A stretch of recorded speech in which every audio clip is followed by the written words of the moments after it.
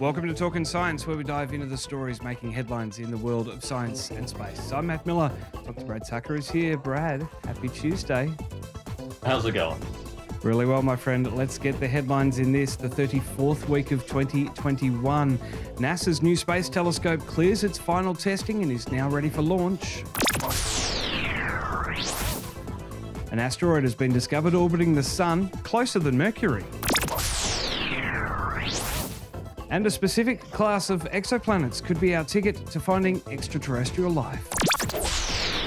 This is Trekzone's Talkin Science. And you can get exclusive behind-the-scenes info and first-play access to all Trekzone podcasts by becoming a member today. Click join on every Trekzone video on YouTube. Go to the trek.zone/support or scan the QR code on screen throughout the show. Now, it's back to you, Matt. Well, thank you very much, Ross. And a quick mention of our socials, Trekzone's on YouTube, Twitter, Facebook, Instagram, and your favourite podcast feed. Find us, like, follow, and subscribe. Leave comments and ratings. That'll help us convince the algorithm we're worth promoting. Brad, too, on social media, at btucker22 on Twitter, and Dr. Brad Tucker on Facebook. Brad, Hurricane Ida is wreaking havoc in the US southeast, with NASA's facilities in New Orleans and Mississippi locked down and bracing for damage. Yeah, look, one of the many things going on in the U.S. right now with the wildfires in California near where I grew up, and now this, obviously forcing some groups to go into safe mode, which is obviously what you want. So far, it looks like it hasn't been too bad, but obviously it's still an unraveling situation, and that area has been hit hard by hurricane activity in the past decade. Or so. So obviously we hope that they come on the good end of this latest storm. Yeah, absolutely. Well, first up in our headlines, SpaceX launched Dragon over the weekend to resupply the space station, but some precious Aussie cargo was on board too, Brad. That's right. So 2 Australian satellites were launched. WA's first satellite into space, WA joining the rest of Australia, unlike in everything else where it's trying to leave Australia, joining the space race and sending the satellite up. I felt that was quite interesting in how on Earth they're really trying to separate themselves apart. But now they have joined all the other states essentially in having a satellite into orbit. I think maybe Tasmania hasn't yet. But this was completely homegrown, as they say, built in WA, and hopefully will pave the way for their missions to the moon. And Quava 1, which is part of a center in University of New South Wales in Sydney, not just a demonstrator satellite, but also one doing some communication tests and some measurements of not just the atmosphere, but also some imaging as well. So it's great to see, and it just goes to show, how quickly these things are turning around, and now individual groups can build their satellites, not even just reliant on a whole industry or sets of groups in Australia. Very exciting stuff. Well, Astra's third attempt to reach orbit failed on the weekend when rocket 3.3 flew horizontally for a short while before a total loss of the craft. I'm not a rocket scientist, Brad, but I'm pretty sure they're supposed to go up, not sideways. Look, there was a lot of people who were like, what? What's it doing? It was almost impressive that it flew sideways. I think that was one of the things. It didn't fail or blow up. It flew sideways. So there was obviously some confusion, obviously a disappointment because it did not reach orbit on their third attempt. The previous 2 have also not reached orbit, but they didn't fly sideways in the previous 2. So look, it is progress. And as we've seen with all sorts of groups, be SpaceX or Blue Origin or Rocket Labs, it takes time and it takes work. And this is obviously important for those who don't know. Astra is launching up in Alaska from Kodiak. So up far north of that, trying to reach those lucrative and useful northern polar orbits, much like what Southern Launch Alliance is doing here for the southern pole orbits. So a very big and needed aspect. And obviously you want them to succeed. It just made for some interesting vision to see a rocket fly sideways. And not even for like a second, for a good almost half a minute, it was just kind of hovering and shifting sideways. Something that I'm not sure that they would have anticipated in the range safety officer, maybe. Yeah, look, there's one of those sorts of things that are just kind of like, it's almost impressive that you pull it off. So look, Exactly right. obviously they've been disappointed, but they haven't let it get themselves down. It's again a bit better than seeing it completely fail or explode. It did fly, just in the wrong direction. Well, the James Webb Telescope finally has launched in its sights, Brad, clearing the final NASA tests ahead of the scheduled October launch. And look, these were important tests because when the latest round that they did of these similar tests, essentially testing for the space environment, something that at Mount Trumlo we do for all the satellites that come out of Australia and New Zealand, they had a number of checks which delayed it about 18 months, I think, when they did it, when they did the testing back down in Houston, I think in 2019 it was. So it's good to see that, their fixes and solutions to what those testing showed. And this is why they do testing, to make sure there are no surprises. They fixed it. They then retested. It looks ready to go. And now the procedure of essentially starting to pack it up and get it to the launch pad down in Florida for a launch later this year is now in the works. It's something that people are very eager to see happening, a telescope that is quite literally 2 decades in the making. Yeah, absolutely. And the recent fault which shut down Hubble was a strong indicator as to why this telescope is needed. As you say, 2 decades in the making since 2007. So a long time to get to this point. And we've talked about it in the past that they haven't rushed into this. They've gotten it right, and the fruits of the labor are there. And hopefully we're just a few months away from putting this thing into orbit. Yeah, and, it's exactly as you said. This was always supposed to be Hubble's successor, and Hubble's gone way longer than people thought, and still going strong. But this telescope is needed as a replacement. But it's also just going to be looking further, and people are very eager to see the science that it's going to produce. With a nominal lifetime of 5 years, just like with Hubble, they expect it to last much longer than that. It won't last as long as Hubble because Hubble was serviced 4 times. The James Webb Space Telescope will not be serviced.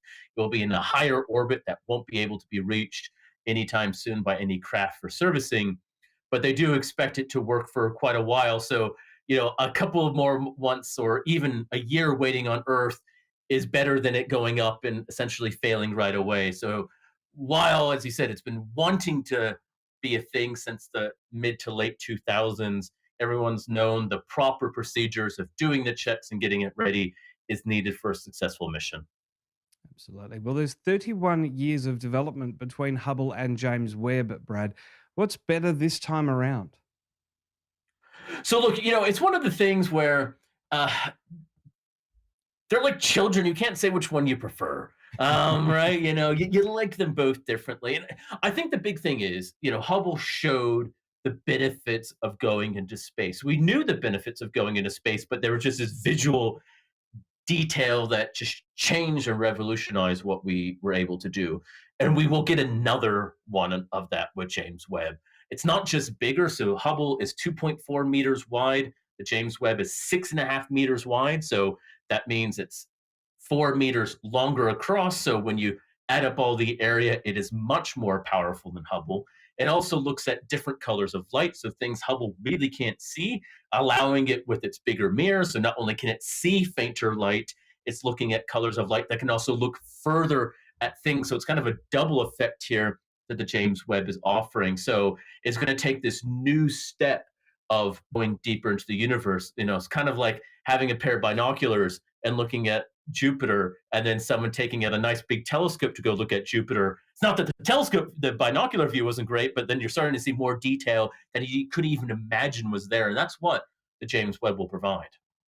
Very exciting stuff. Well, last week we debated Pluto's existential crisis. This week it's Mercury's turn. It's lost Tier 1 status as the closest object to our star. 2 questions to start off with, Brad. Did Neil deGrasse Tyson have anything to do with this? And it's an asteroid, so what does this mean, Brad? Yeah, look, answer probably he'd like him to. But no. And look, it is a bit of an existential crisis for Mercury. Mercury didn't really have much going for it other than just saying it was close. Now it doesn't even have that. But it is important, though. It is an asteroid, so it is not a planet. So Mercury is still the closest planet orbiting the sun. The important bit here is that there is an object that is closer than Mercury. And even though it's an asteroid, most of these would be asteroids. And yes, comets do go around the sun, but they don't stay in orbit around the sun. this asteroid that's been discovered has been doing an elliptical orbit, taking it closer to the sun than Mercury and then further away on an orbit every couple years. So it really is just going to show the range of asteroids that are stable, as we say, that are in stable orbits that are out there. So it's a really interesting object. This is that you kind of think these things exist, but until you find it, it's always a bit of a surprise. Well, now asteroid 2021 PH27 orbits around every 113 days. That is longer than Mercury's, and its orbital plane drives it between Venus and Mercury. But it does get the top billing because of how close it does get on a regular basis.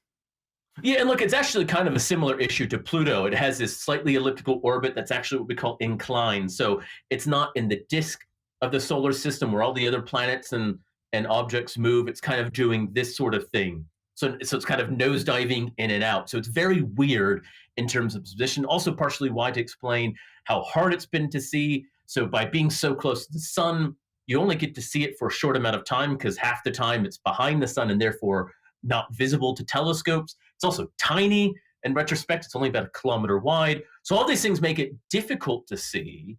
And for the most part, the asteroids we're discovering are further away. And this is the belief that the inside of the solar system was more cleared out, as we say.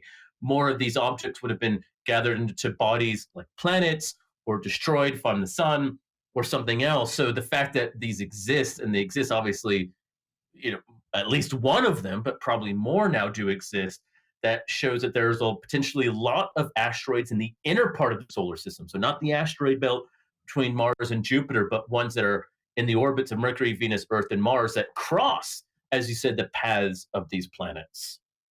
Now, it's behind the sun to us at the moment, so further observations will be carried out in 2022 when it'll get a name and a more precise orbit. But, Brad, I think it's pretty lucky that some of our spacecraft haven't been taken out by this thing yet. Yeah, look, as you said, the name 2021 PH27 means that it's a relatively new discovery, so it will be followed up quite a lot now that they know it exists next year, and that will refine things. And this is kind of an important bit. This is important for navigation. We use the slingshot method. We use all sorts of things for going into the inner solar system. So understanding what and how this thing exists and more of them is important, not just for navigation aspects, but understanding, the properties and populations of asteroids, both in the inner, middle, and outer solar system. How they formed, all that sorts of things. So it's an interesting one. And clearly a lot of people expect that there will be more of them out there. Where do we think this one came from, Brad, and what does its future hold? Is it going to smash into the sun at some point? So look, this is the question. It's, maybe it did get bumped out of the main belt. So this is always one of the big questions for a lot of these, we'll say Earth crossing, but really planet crossing asteroids. We know most of them exist in Mars and Jupiter. We know sometimes they collide and crash. Did it get ejected early on and then got caught in a stable orbit? We do know that can happen. Was it always created there? That's probably the least likely option because, again, we thought this would have been cleared out from the sun, other planets, gravity, those sorts of things. So it's probably migrated into the inner solar system somehow. And this is a big clue. We also want to know about these for the Earth-crossing asteroids for very personal reasons, i.e. we want to know where and how these things exist and are they going to pose a threat to us? Are they going to pose a threat to Mercury or Venus as well? I mean, even though a kilometer one isn't that big, it's still big enough to leave a dent, let's say, on one of these planets. Absolutely. Well, lastly this week, Brad, we're honing in on exoplanets potentially containing life, and a new theory suggests mini Neptunes may be the go.